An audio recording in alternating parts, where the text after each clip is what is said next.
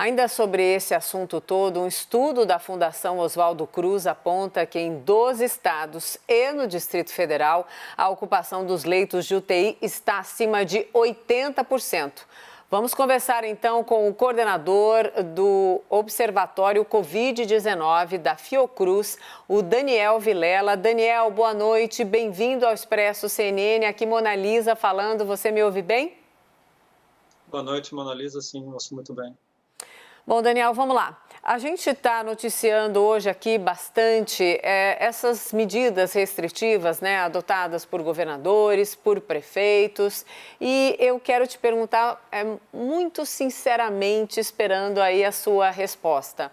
O que está sendo adotado pelas autoridades? Lockdown ali ou restrição de circulação num período específico ou outro, fechamento parcial, isso é de fato suficiente para conter o avanço da Covid no nosso país ou é profilaxia apenas? Mona Lisa, é muito importante manter todas essas ações que os profissionais colocaram, então uso de álcool e gel, uso de máscara, evitar aglomerações, mas é muito importante ainda mais a coordenação de todas as ações. Então, cuidar que isso não aconteça, evitar aglomerações é importante. Por exemplo, o transporte público, que é algo que está acontecendo, nós vemos diariamente, muita aglomeração, continua acontecendo no transporte público. Então, os gestores colocarem restrições, por exemplo, de restringir atividades pela noite, por exemplo, ajuda de certa forma, mas não pode ser considerado efetivo se não houver um conjunto de ações, ações coordenadas, por exemplo, para evitar esse tipo de aglomeração, como, por exemplo, transporte público. Então, nós chegamos nesse triste momento atual, que é um momento de 1.000 mortes, temos visto uma média de 1.000 mortes diárias. Isso não pode ser encarado como novo normal, então é muito necessário que sejam feitas ações coordenadas para cuidar, ações para evitar aglomerações e mesmo que fosse restringir algumas atividades, para que a população também tenha apoio. Então, por exemplo, a questão do auxílio emergencial, Sim. que é muito importante para pessoas que atuam, que trabalham e dependem também dessas atividades. Sim. Caio? Daniel, a gente está no pior momento, né, da pandemia. Pelos dados que você tem aí, vai piorar mais ainda? Olha, Caio, é exatamente isso, né? Eu estava falando, a média aí diária de 1.000 mortes, o nosso boletim retrata isso de 12 estados com taxa de ocupação acima de 80%, 17 capitais com taxa de ocupação acima de 80%. O que é isso?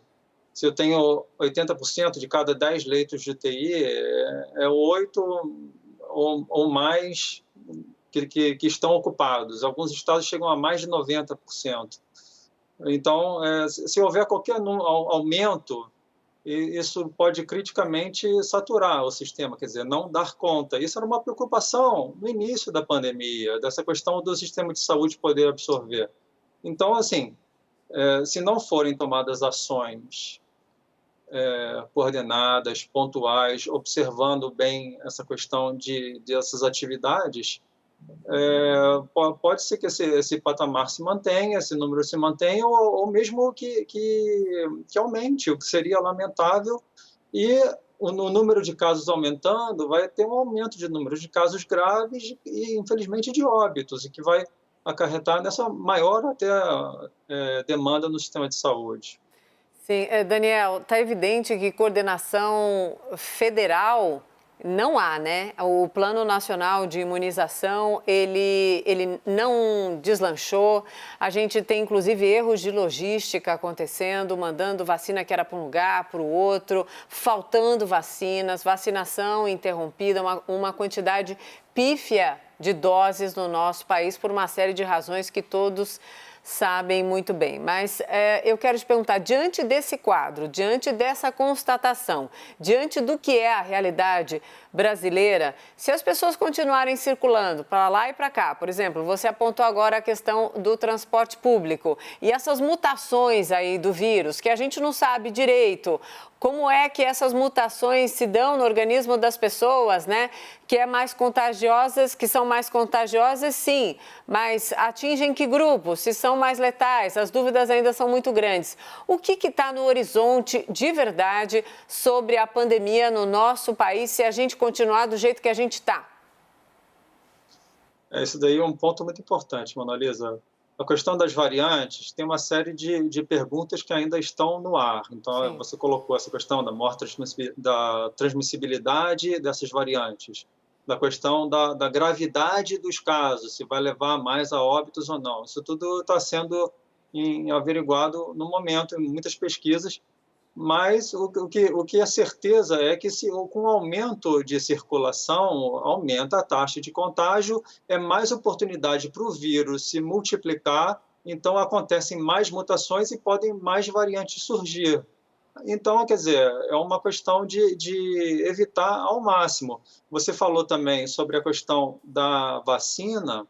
A vacinação realmente é muito importante. A vacina, quer dizer, é um feito da ciência de conseguir algumas vacinas, né, várias vacinas em pouco tempo. E o Brasil tem um programa já de longa data, que o Programa Nacional de Imunização, que é um programa muito bom, tem muita experiência de poder vacinar, várias campanhas.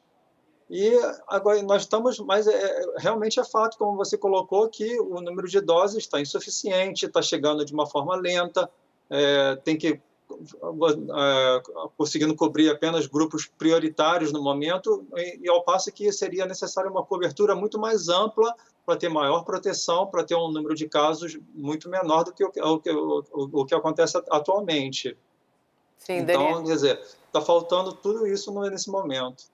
Se a gente fosse usar o sinal de um farol para exemplificar a cor que representa a pandemia do nosso país agora, qual é o sinal?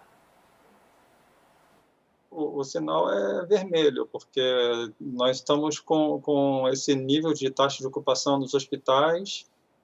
Mesmo os estados que se encontram em nível moderado, quer dizer, é uma questão de tempo que pode acontecer, se não forem tomadas essas ações, de entrar em níveis críticos também.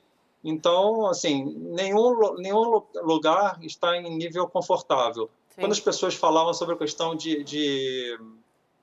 questão das supostas primeira onda, quer dizer, a primeira onda nem chegou a passar, o número de casos nunca foi baixo. Então, nós sempre mantivemos um nível muito alto de casos graves. Então, infelizmente, é preciso continuar mantendo várias ações, todos os cuidados, tanto dos indivíduos como também dos gestores municipais, estaduais e federais. Tudo isso é muito importante nesse momento. Sem dúvida, a gente está aqui para bater nessa tecla. Daniel, muito obrigada pelo papo, pelo tempo aqui com a gente, pela mensagem. Até uma próxima e boa noite para você.